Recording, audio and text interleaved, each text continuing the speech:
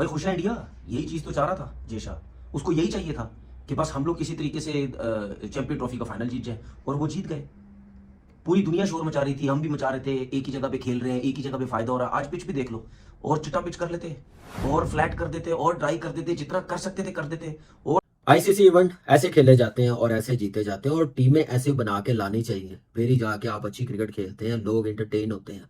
और आप देखें कि इन प्लेयरों की वजह से, इन टीमों की वजह से थोड़े से फैन बच गए हैं जो क्रिकेट को देखना चाहते हैं, जब ऐसी क्वालिटी क्रिकेट देखने को मिले। न्यूजीलैंड टीम को भी क्रेडिट 8 महीने में दूसरा फाइनल एंड दूसरे फाइनल की जीत, यानी T20 के champions and now champions trophy के champions team India has done it again. It was that final जिसका शिद्दत से इंतजार था कि हाँ जी ये फाइनल बड़ा कड़ाके का होगा, because New Zealand and England India ये दो टीम्स थी जो दोनों टीम्स जो है वो बड़ी अच्छी परफॉर्मेंस करती हुई आ रही थी चैंपियंस ट्रॉफी में, और उसी तरह का फाइनल हुआ ये। दिस वाज ऐसी की तैसी हो गई आज। उनके पास ना मजाक करने को कुछ रहा, उनके पास ना क्रिकेट को बताने को कुछ रहा। यानी कि मैं आखिरी 1 घंटे तक लोगों को चेक कर रहा था, तो वो ये कह रहे थे कि come on Santner, come on. जैसे सेंटनर उनकी खाला का लड़का है, ठीक है भाई, सेंटनर से तुम्हारा क्या वास्ता है? रचिन रविंद्रा तुम्हारा कौन है, या फिर वो फिलिप तुम्हारा कौन है जो अच्छे कैच ले रहा है? तुम्हारी ऐसी की तैसी। मैं ये कह रहा हूँ कि यार जो बेस्ट टीम है, अब दुनिया कहेगी बेस्ट टीम है, बेस्ट टीम है, बेस्ट टीम है। अब हम तो ये कह रहे हैं यही टीम है और यही जीतेगी।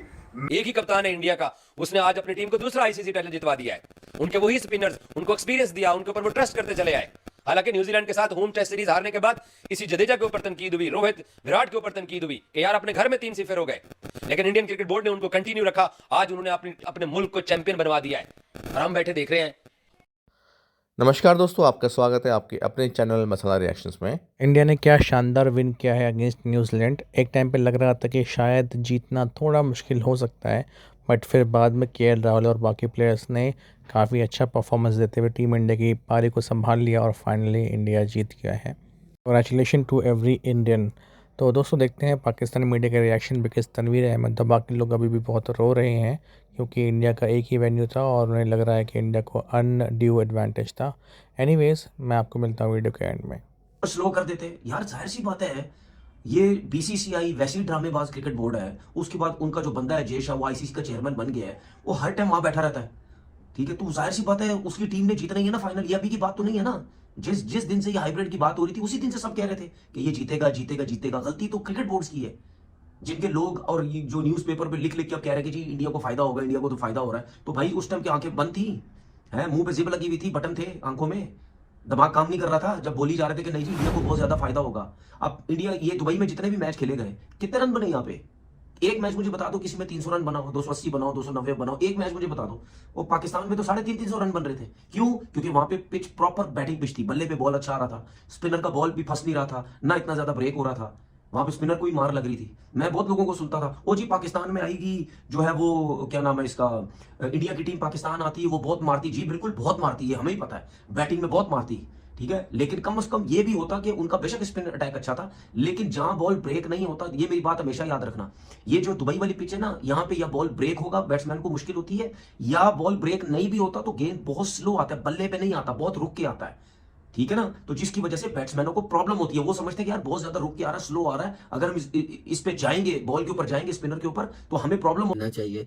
जैसे वो थ्रू आउट इस चैंपियंस ट्रॉफी में खेले हैं, बड़ी जबरदस्त क्रिकेट खेली, कोई एक्सक्यूज नजर नहीं आया। कंडीशन को लेके, ट्रैवलिंग को लेके, ये एक प्रोफेशनल टीम की निशानी होती है, अपने काम से काम रखे। ठीक है, टॉस जीता उन्होंने, जितना अच्छा स्टार्ट मिल गया था उतना अच्छा फिनिश नहीं कर सके अपनी इनिंग्स बैटिंग में, 20 से 25 रन कम किए, 251 रन बनाए, वो भी बड़ी मुश्किल से बनाए हैं। ब्रेजवेल ने नीचे से आके 39 बॉलों पे 50 रन बनाए हैं, फिर जाके स्कोर हुआ। फिर डैरन मिचेल ने एक एंड संभाला, जैसे बैक टू बैक विकेटें गिर गई हैं, स्टार्ट 57 रन का मिल गया था। रचिन रविंद्रा जैसे आउट हुआ है, चांस मिले हैं उसको 37 रन बना के। विल यंग क्रॉस खेला है 15, Kane Williamson cotton bolt on पे खेलने गया, तो ये बैक टू बैक विकेटें ना गिरती तो शायद 280 290 रन हो जाते, तो इंडिया के लिए और मुश्किल हो जाती। लेकिन इंडियन टीम आपको पता है बेस्ट टीम है, स्पिनर्स देख लें, फास्ट बॉलर्स देख लें, जिसको लेके आते हैं वो ब्रेक थ्रू दिलवाता है और गेम पे वापस लेके आता है। ऐसे लग रहा था कि 300 स्कोर हो रहा है, वरुण को लेके आए हैं, फास्ट बॉलर्स को रन हो रहा था, ब्रेक थ्रू दिलवाया, उसके बाद आप देखिए Aahista Aahista New Zealand team under pressure आती गई।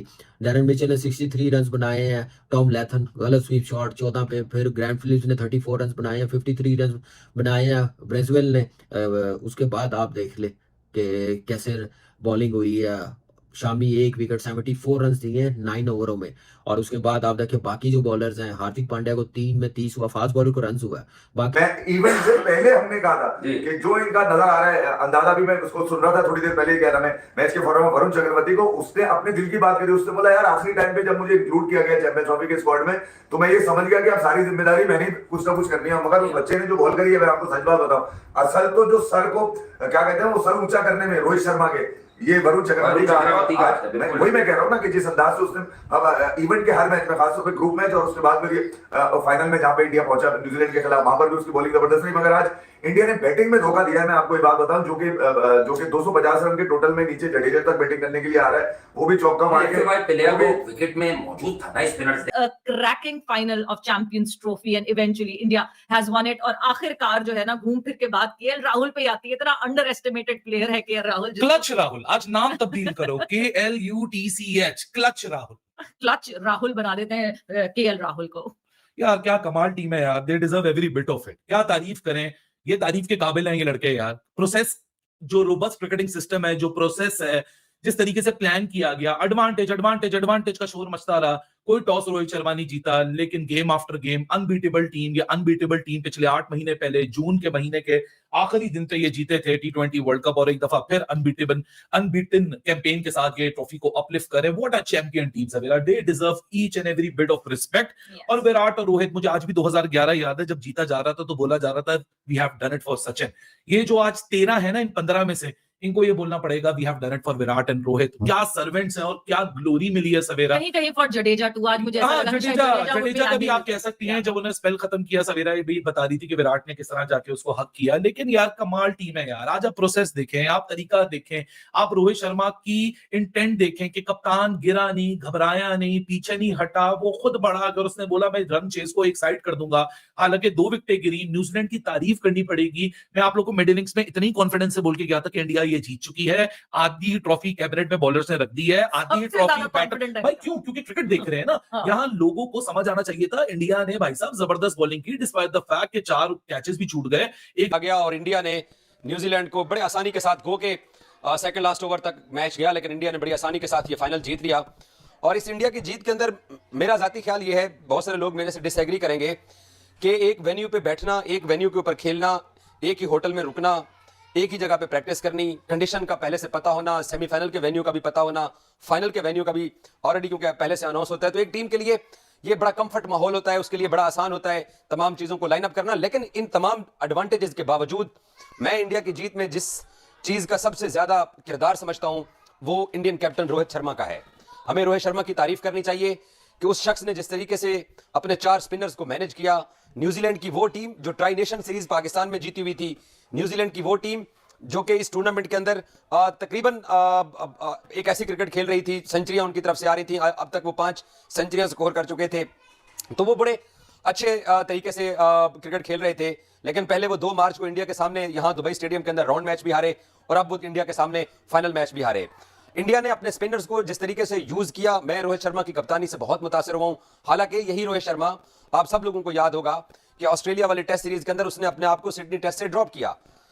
तो देखा दोस्तों कैसे तनवीर अहमद कह रहा है कि इंडिया को अनड्यू एडवांटेज था, और क्योंकि वो सारे मैचेस दुबई में खेले हैं, लेकिन उसे ये मालूम नहीं है, या फिर वो शायद ये ध्यान नहीं दे पा रहा कि सबसे ज़्यादा एडवांटेज तो पाकिस्तान की टीम को था, जो कि पाकिस्तान के अंदर ही खेल रहे थे और उसके बावजूद भी हार गए।